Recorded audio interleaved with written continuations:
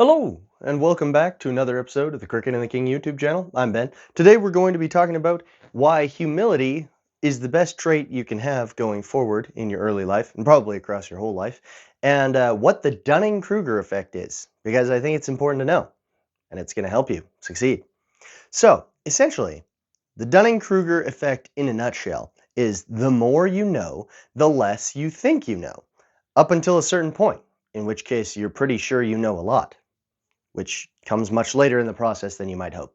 So essentially, we are arrogant about what we know if we don't know how much information is out there about a particular topic. Let's say you're into gardening, and you've been into gardening for all of 2 months, okay? And you think that the box of knowledge on gardening is this big, and you have learned this much in this little box. That's you. That's your knowledge. So you think you're halfway to knowing all of the things that there is to know about gardening, but actually there is this much to know.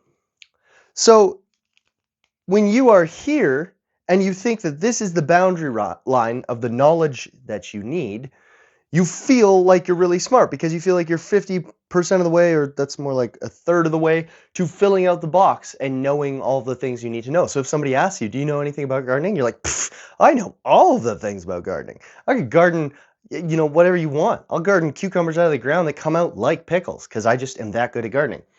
But really, some old wise green thumb sage is the one who has the vast majority of this knowledge. Now, there's a whole other problem that springs up with the Dunning-Kruger effect, right? It's that if you manage to break out of this little box, boop, boop, and you realize, let's say you get to a stage where you realize that the box is so much bigger. Now you feel like you are dumb and you're unsure about anything because you realize how much there is that you do not know, right? And before, you were so confident when you knew this little tiny amount. But now you're like, oh, there's millions and hundreds of thousands of things to know, and I gotta know about like temperature zones and soil pH and all this other stuff that I didn't know was a thing I needed to know.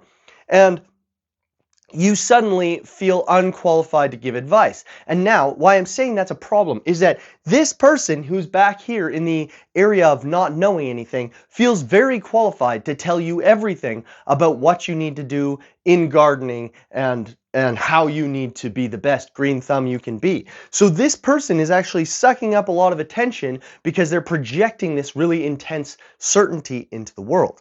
And the person that knows a lot and could share their knowledge beneficially is not sharing due to the fact that the knowledge gap is so large. And then they are waiting until they feel like they're at this point, boop, like they're almost filled up with all the expansive knowledge before they begin teaching because they just won't feel qualified.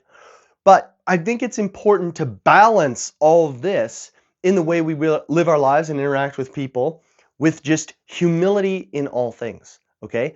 But allowing ourselves to embrace the fact that we do know some things, and if other people don't know those things, we can share them with people. It's okay to teach at this stage, this stage, this stage, all the stages in between, and I mean, you'll probably, because the corpus of knowledge is forever expanding, these are my infinite expansion lines. You are never going to memorize everything about gardening or all the new discoveries or all the, I don't know, every scientific study that comes out from now until the end of time. You can't possibly know it all. The knowledge is always expanding, so the breadth of knowledge that you need to obtain to have mastery is also always expanding. Okay? And so you are allowed to teach in all these areas, but you just need to have the humility to say, I don't know, when you don't know, and the confidence to share the knowledge that you do know that is correct in its context, and not just skip out on all of the learning and growing and development you could have through teaching because you lack confidence because you realize how big things are. So intelligence works on a curve like this. It's a little parabolic curve. That is a garbage curve. But so you got everybody that's kind of like normal in the middle, all right? Like that's average. This is just average. And then you got like insanely smart and like borderline can't drink through a straw without verbal instruction. Okay?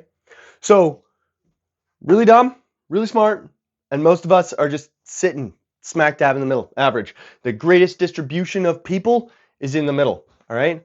And so the unfortunate thing is that dumb people who have limited knowledge and lack the capacity to grow in their knowledge will remain the most confident and loud when teaching things. And average people also tend to go in this realm. And then as soon as you get into the smarter realm, I know really smart people. I'm not one of them. I'm like okay smart. I'm not, mind-blowingly genius. But these people shut up and never talk about anything that they know lots of stuff about because they understand the depth and breadth of the field they're trying to explain, and they don't want to misrepresent the totality of the data, right? So then you have people that are just not teaching, and you have a bunch of very average people and very low intelligence people teaching a very limited amount of knowledge with a very high degree of confidence, right? Even though they should not be teaching at all because their corpus of knowledge is too small. Their library of what they know is limited, They've read 3 books in a 28 book series, you know what I mean? So anyway, that's the Dunning-Kruger effect. And humility, like I said, is going to be the thing that gets you through all of these stages of knowledge. It's really good to teach. Teaching a thing is great for you to learn. So the more that you teach things, the more it kind of ingrains in you and you get better at it. This is true with martial arts. I know the people that become coaches oftentimes become really, really good in a technical sense because they're having to teach and they're having to think about the details of all the moves that they're doing all the time. But yeah, so feel free to teach in all of this, but wherever you are in obtaining knowledge and acquiring facts, and wherever you are in this realm of intelligence, whether it's super high or low or somewhere in between, just have humility. Be willing to say, I don't know. Be willing to learn from others, and never be too sure of yourself because there's always new information coming out. Anyway, so that's my talk on the Dunning-Kruger effect. I hope that my graphs helped and all of these things are useful to you. So yeah, thanks for listening, and we'll talk to you on the next one. Bye now.